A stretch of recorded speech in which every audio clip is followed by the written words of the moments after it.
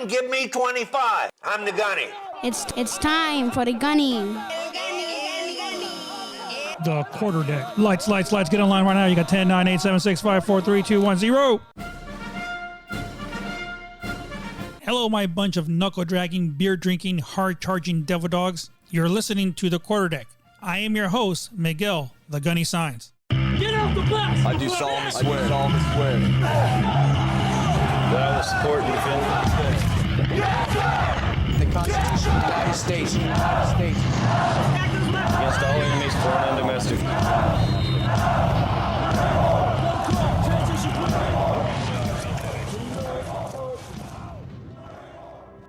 Good morning, good afternoon, and good evening. You're listening to The Quarter Deck with Miguel, the Gunny Signs. This week on The Quarter Deck, we're going to go ahead and continue our conversation regarding some of the benefits that are out there with the VA. Yes, the Department of Veterans Affairs. Today we're going to talk about ID cards, VA ID cards in particular. We're going to go ahead and continue with our reading of our book, No Greater Friend, No Worst Enemy, with the 1st Marine Division in Iraq of 2003. We're also going to take a moment and remember the events that happened on 9/11. Everyone can remember where they were during the time when the planes actually hit the towers. And just like everybody else, we all have our own story. So I'll get the opportunity to share my story with you guys of where I was during that time frame.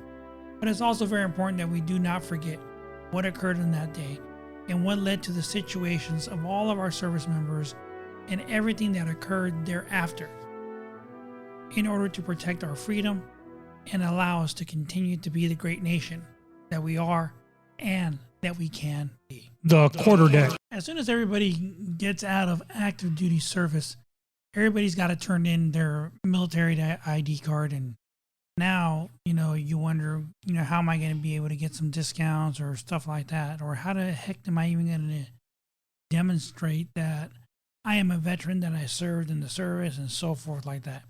I always joke around with people, and I always tell them that one of the ways that you can actually do is actually get a copy of that DD-214 that you've been waiting for so very long, get it laminated, fold it up, and always carry that thing in your left breast pocket.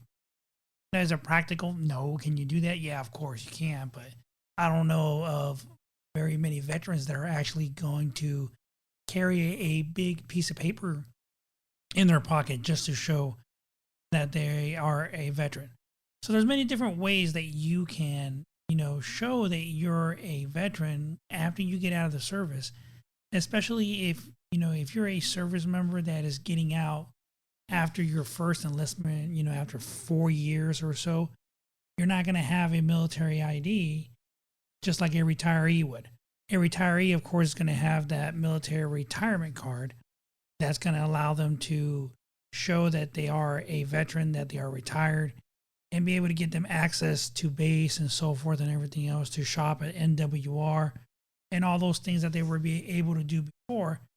So without you having a military ID of kind, you can't really do those things.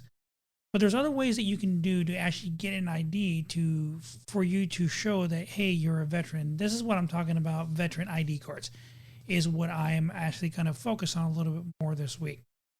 Now, where can you actually learn about different types of VA ID cards or ID cards for veterans? You guessed it, of course, VA.gov. Remember, that is our go-to website to get any information, any updates, or anything that we may need in order to make sure that the VA has our correct contact information, to make sure that we get the latest news, latest updates on anything that we may be doing with the VA. Now, there are many types of identification cards that you can use to show that you're a veteran. You only have to have one of them for this purpose, to show that you're a veteran, okay? And let's get into talking some of these. Okay, first is a Department of Defense identification card, okay, a DoD ID, kind of like the active duty one that most of the service members have right now, or their dependents and so forth and everything else. That shows your military status and allows you to get access to services on military bases. Okay, you can also use this card to get discounts offered to veterans at many stores, businesses, and restaurants. I mean, who doesn't like to get discounts, right? it's always a plus to be able to get little discounts on stuff on in businesses or in restaurants. Okay, so if you have this DoD ID card, you don't have to request any other type of photo ID to prove that you're a veteran to get the retail or business discounts or anything else. Now, one of the big questions is, am I eligible for a Department of Defense identification card? Okay, now there's some criteria. Now, if you can be eligible for one if certain descriptions are true about you. So one of these must describe you as a veteran that has gone out of service. One, you're retired from the military. You're on active duty, of course. You're in the National Guard, the reserves, the selected reserves, or the inactive ready reserve. Now, this depends on your status. The DoD is going to issue you either a Common Access card or a CAT card, as we know that, or a Uniformed Services ID card. Now, for both types of these cards for the DoD, you either need to be a sponsor or have a sponsor to have these. So like dependents and stuff like that. Now, how would you go about actually applying for a DoD ID card? Now, I'm not going to go into detail with these forms, but I will tell you the forms that you have to fill out in order for you to actually apply for one of these things. And this is the application for identification card through the DEER systems and enrollment systems. And this is the DD form 1172 TAC 2. Okay, and you can download the DD2 form, that DD form directly from va.gov to get access to that form to actually fill it out. Then you have to return the completed application to a real-time automated personal identification system, rapid system, and then they will process that for you to see if you are going to be eligible to actually have that DoD ID card. Now, another one is the Veterans Health Identification Card. Now, this one is through the VA. Okay, so whenever you enroll into the VA healthcare system, they will issue you a Veterans Health Identification Card or a VHIC. Now, you're going to be able to use that to check into all of your appointments through the VA medical centers. You also can use that card to get the discounts offered to veterans in many stores, the businesses, or restaurants. Now, if you have the ID, you don't have to request any other type of photo ID to prove that you are a veteran. So that's going to be one for you to be able to actually get that and show that you are a veteran. Okay, now how do you get this? How do you get the VA Health Identification Card? Now, first you have to be enrolled into the VA healthcare system in order to receive this ID. Okay, if you aren't signed up for VA healthcare, then you can actually apply directly on va.gov for the VA healthcare system.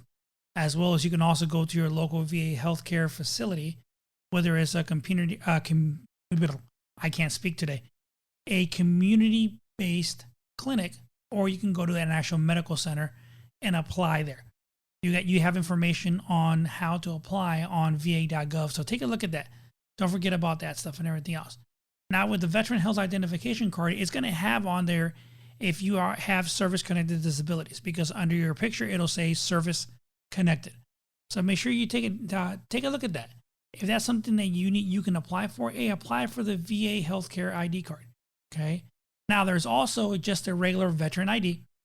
You have that. Now, a veteran ID is just a form of a type of photo ID that you can use to get the discounts and stuff like that may be offered to veterans at stores, to businesses, and so forth, stuff like that. Whenever you have this card, you're not going to need to carry anything else as far as your military discharge papers, your DD-214. Remember, I talked about carrying that in your pocket. You ain't got to worry about doing that, and I don't think very many people are actually going to do that stuff.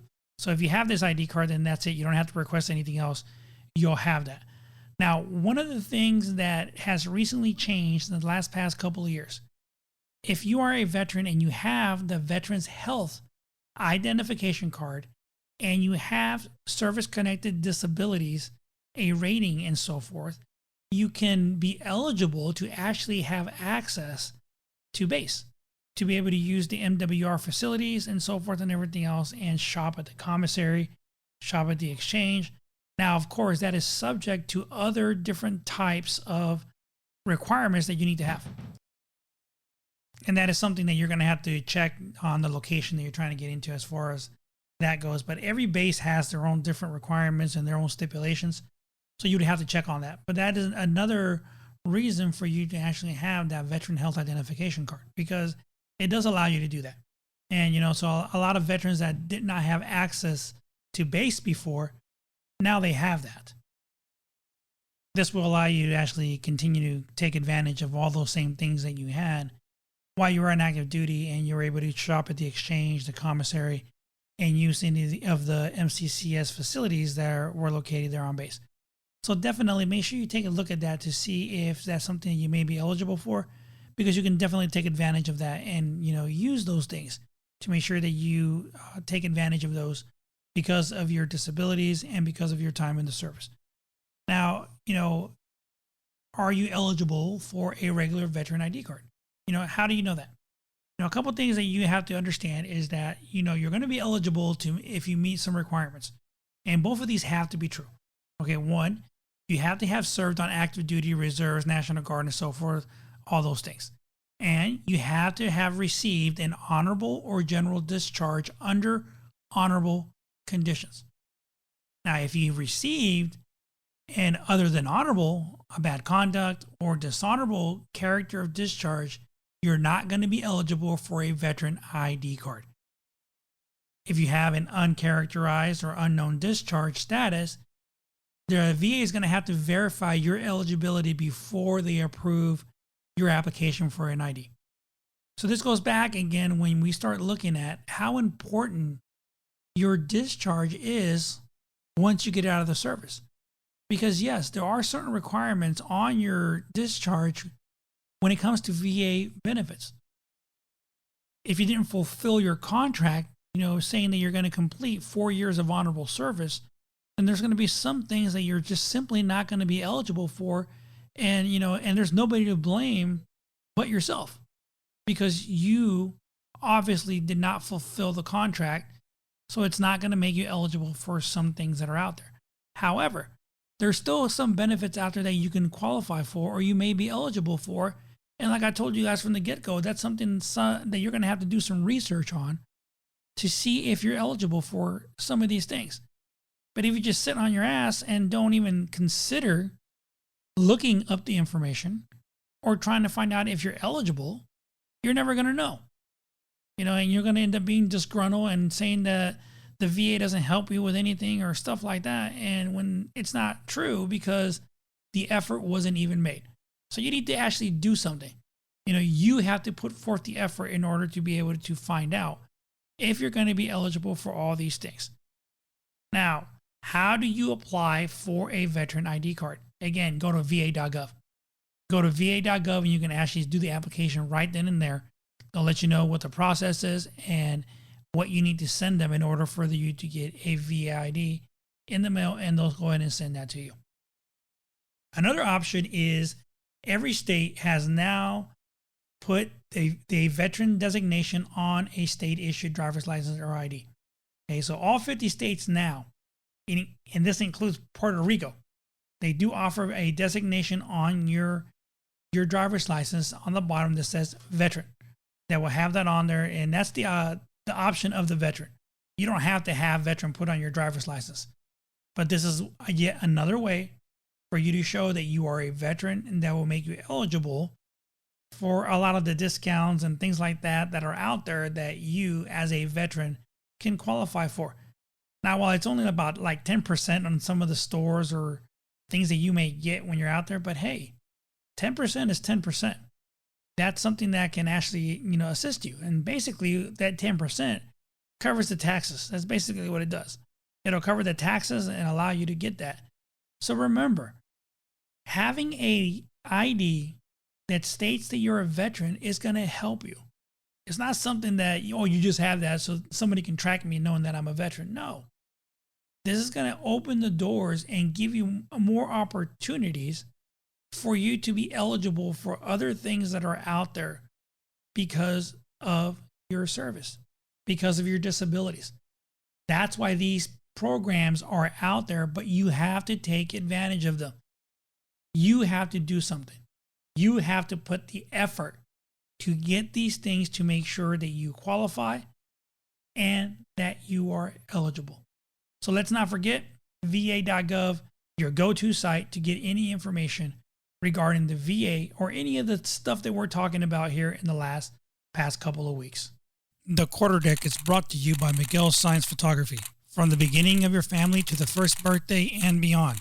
Whether it's a retirement or a Marine Corps ball, Miguel Science Photography is there to make memories that will last a lifetime. Miguel Science Photography is a certified veteran-owned business. Contact them at miguelsciencephotography.com.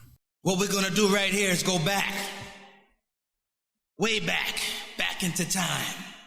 As the division continued to get ready to head into theater, the Marines had to prepare themselves in order to head into country. Now, for a lot of people, you really don't have an understanding or know what exactly does that mean. What does deployment readiness mean? What does it mean for a unit to be prepared, to be ready to actually head into combat? What makes them ready? Mentally, physically, all those different things. Now, we've already talked about how the division went and did training exercises to prepare them to help simulate the environment that they were going to be going into Iraq. But now let's start talking a little bit more about actual deployment readiness and what the division actually did in order to get these units ready to go. So let's go ahead and continue on with our reading of our book, No Better Friend, No Worst Enemy. In mid-August, the CG tasked the staff to develop a pre-deployment brief to capture his mission, intent, and expectations. Recognizing the tremendous power of a Marine division with a clear understanding of the commander's intent, the CG initiated a program to visit every unit and review his intent with them personally. Now take a minute and think about that for a second. Here is a commanding general that is making it his point to actually go personally to every single unit to make sure that his intent is understood. For many years, I've always, lived under the mentality that it is very important to make sure that every person in your command is informed about what is going on. There's nothing worse than being there trying to do something to accomplish any kind of mission, whether it's on the military or in some kind of civilian occupation that you may be doing. If you don't know what's going on or have no idea what the work you're doing is intended for, you're just going to be there. If you're informed and know why, what is the purpose of the things that you're trying to do, you're going to be more capable to accomplish that mission. And that's what the CG was doing. He went in there personally. And I can remember when the CG came, he talked to our unit. We gathered all of us together in an auditorium. And he spoke to us there for about 2 hours, explaining his intent and what he wanted us to be prepared to do. And that meant a lot because we knew and we understood exactly what he wanted. And we were going to make sure that we did what we needed to do to get ready and get prepared to head out there into our deployment. So every staff function helped assemble to comprehensive briefing to image every Marine and sailor from their home duty station to Kuwait and through their first 5 days of combat.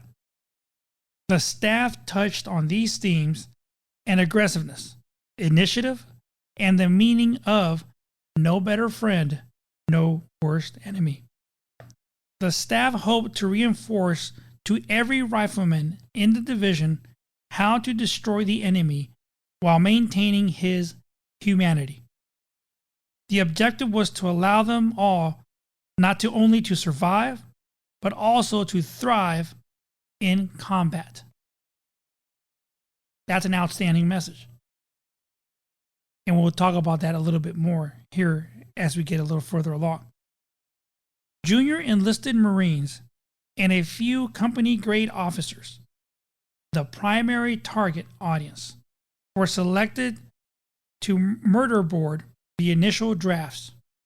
The PAO supervised the briefings preparation with a focus on images and photos, a short pitches of several different briefs.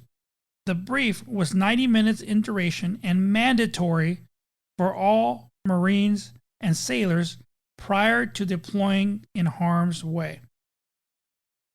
So as you can see, people were selected to actually go in and review these briefs before it was actually briefed to the whole entire division, from the lowest rank all the way up to officers, to make sure that the brief made sense to everyone, not just to particular individuals. By all accounts, the briefings were very successful. According to one Lance Corporal, this was the only briefing the Marines ever sat through in an auditorium that they actually enjoyed. From October 10th, 2002 to January 13th of 2003, the briefing team gave over 30 briefs, reaching nearly every member of the 1st Marine Division. The team also flew to Camp Lejeune, North Carolina. In the first week of December to brief the 8,000 Marines and sailors in TUMEF as a way to welcome them into the division team, to provide information to those deploying under other commands. Now, if you can remember, that is because they were using Marines from the 2nd Marine Division to reinforce the 1st Marine Division because they were so short-handed. So that's why they traveled all the way to the East Coast as well. While a select few participated in operational planning, every Marine and sailor in the division was actively engaged in preparations for force deployment. With the prospect force of war on the horizon, unit deployment readiness and embarkation training received renewed emphasis. The Marines and sailors of the division were made ready through a combination of physical and mental preparations. One of the physical preparations was manifested in the CG's policy of guardian angels. The Marines of the division went nowhere or did anything without at least one ready Marine with a loaded weapon providing overwatch to their activity. And that is something that when I retired from active duty, we still continue to do. We've always had guardian angels in the corners of any kind of formation or any type of event that we may have because we want to be prepared in case something should happen, whether it's in country or here in the States. We still continue to do that process before I retired back in 2015. The practice began even before deploying to Iraq and continued into well after the last Marine had returned to CONUS. The pressure of one visible guardian angel, always in full gear and with weapon at the ready, provided a visible reminder to any would-be attacker that these were varsity warriors. This was practiced from the departure from Camp Pendleton to 29 Palms to the streets of Baghdad and beyond. At every checkpoint, the Marines doing the searching for checking identification never had to worry about their backs being covered. The guardian angel concept proved a source of confidence for the Marines and a source of intimidation for any threat that might wish to test the preparedness of the 1st Marine Division. Mentally, the Marines and sailors of the division were made tough, with attitude as a weapon. The Marines will be prepared to face down the Iraqi army in a battle of wills.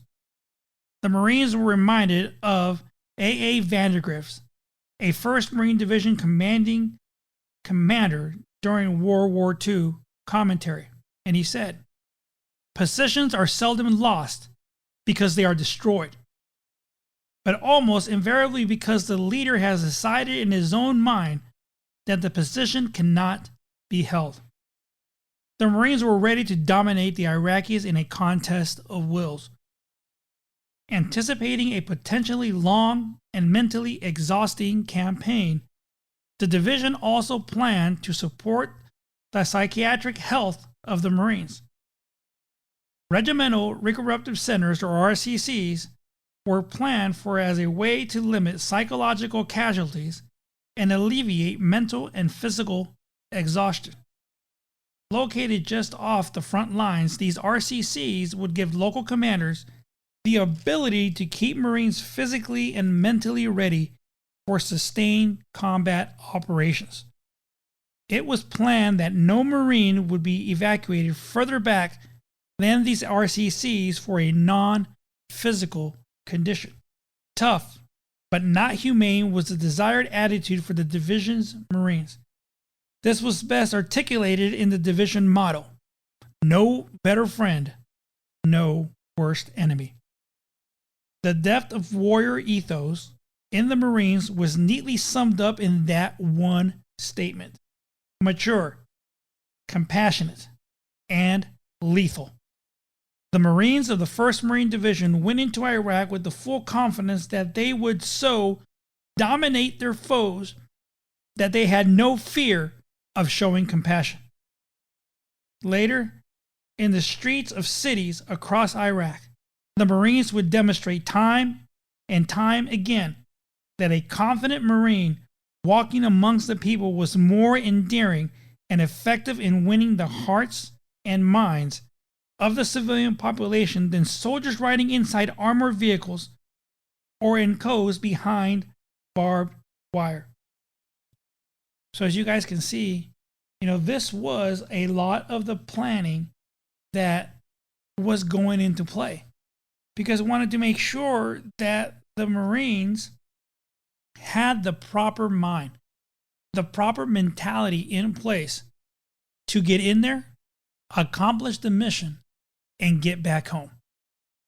Because the way that I looked at it, when we got into country, my mentality was, I'm coming home, no matter what.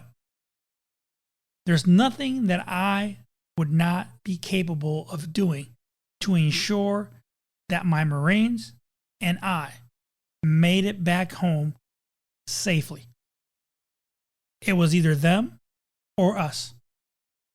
And by God, the mentality was, there is no way, absolutely no way, that I'm leaving this country without them.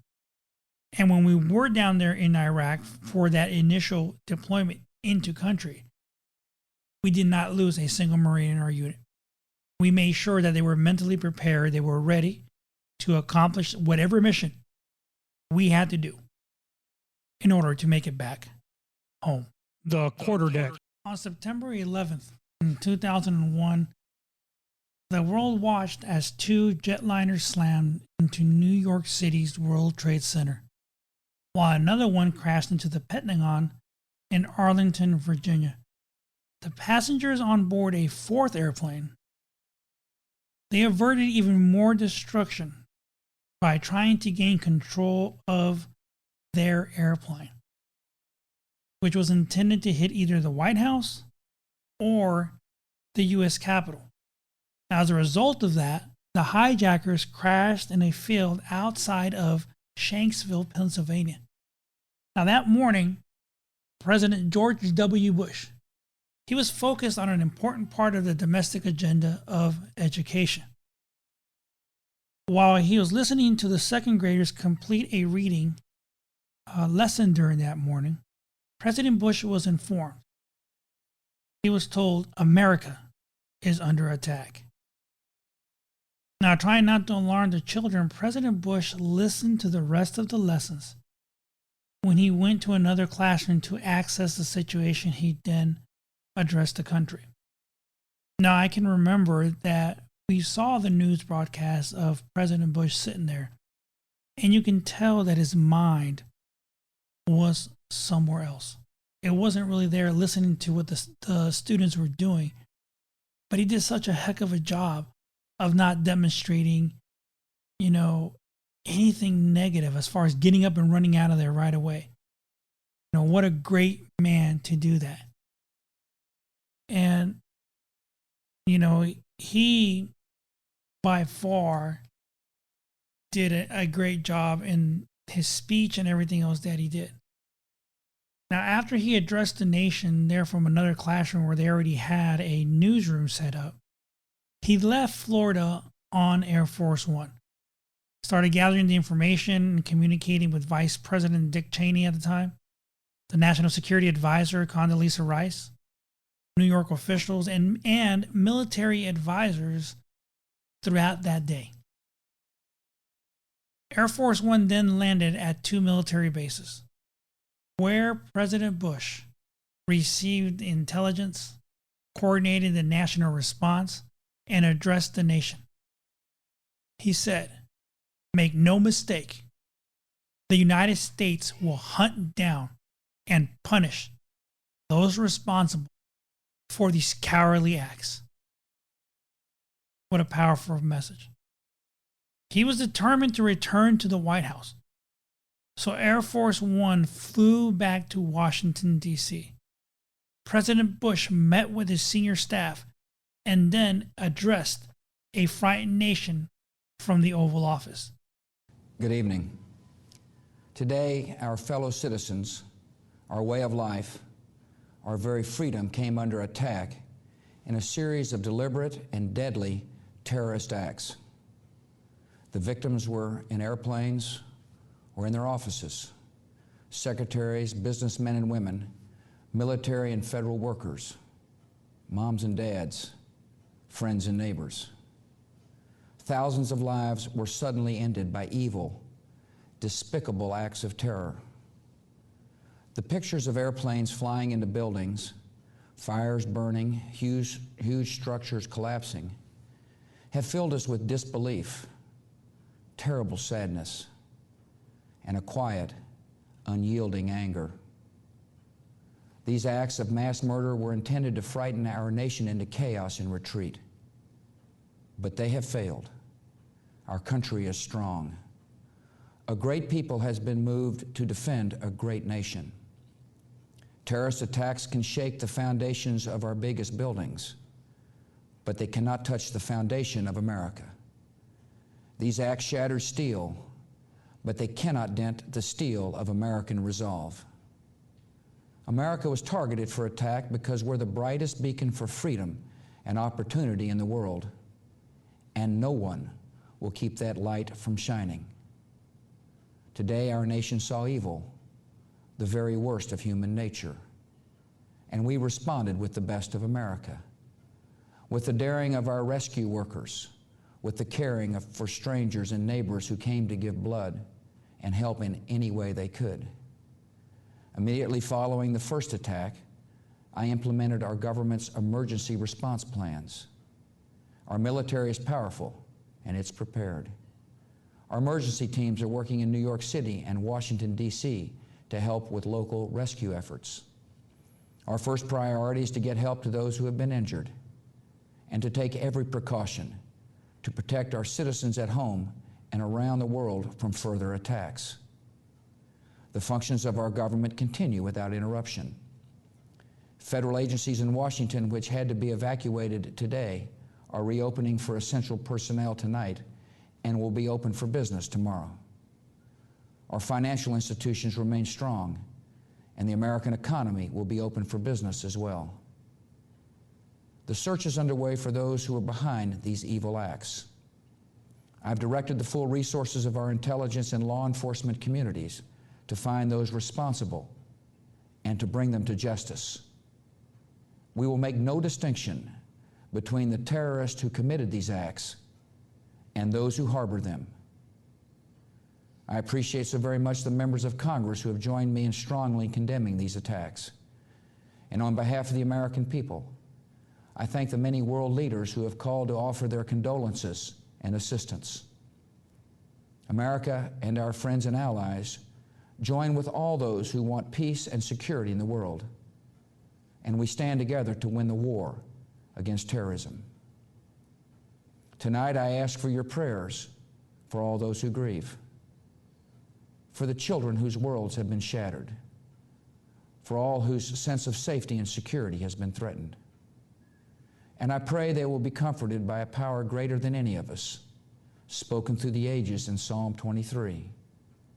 Even though I walk through the valley of the shadow of death, I fear no evil, for you are with me.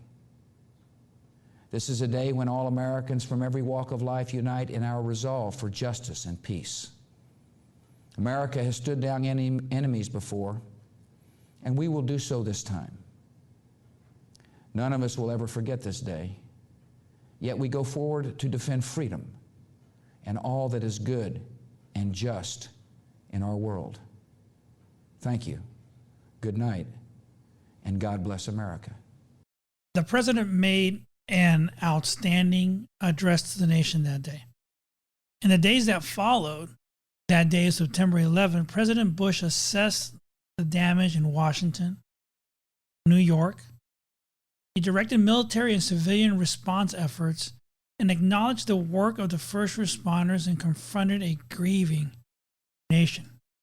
And from the artifacts collected in the United States, the flag that flew on the Healing Field Memorial on September 11th of 2008 was dedication of the Pentagon 9/11 Memorial.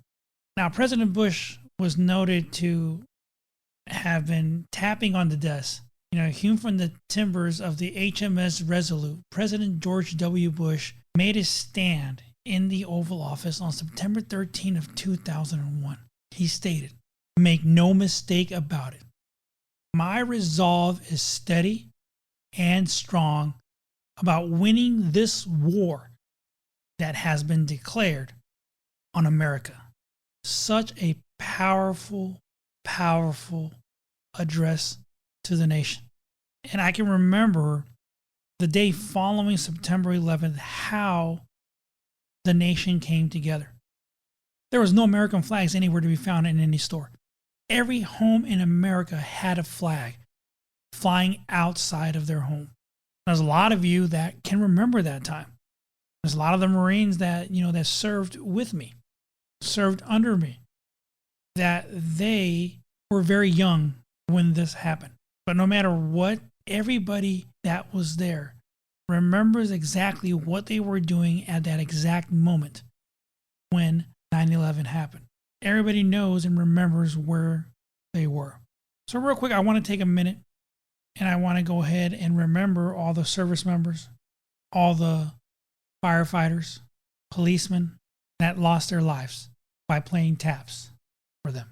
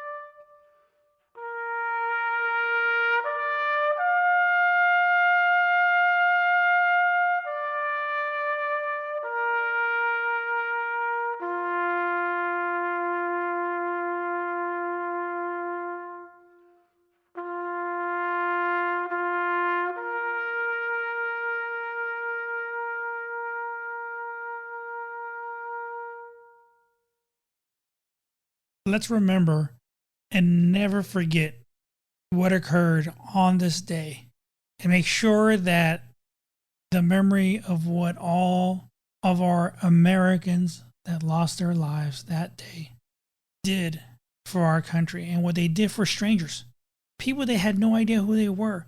And let's get back to that as our nation now struggles to find unity and get back together. Let's work hard and get back to the nation that we once were. This week on the Quarter Deck, we discussed a lot more about the VA and how you can actually get an ID to show everybody that you're a veteran. Take advantage of those. Remember, va.gov, you'll get all the information, everything you need in order to apply for a VA ID or a VA healthcare ID. As well, let's not forget about your state. Get that veteran's little stamp on your driver's license. The 1st Marine Division is ready. They are working on the deployment readiness to make sure that they're ready to go and head out there to deploy. Remember that we're available on every single application that you can now listen to podcast on. Have a great weekend. Remember on Sunday when we remember September 11th. Remember what happened. Remember the lives that were lost. Remember all the lives of all the service members that have passed away since then, fighting for that war on terror. Until then, this is Miguel, the Gunny Signs, sounding Liberty Call. I do solemnly swear that I will support and defend the Constitution of the United States.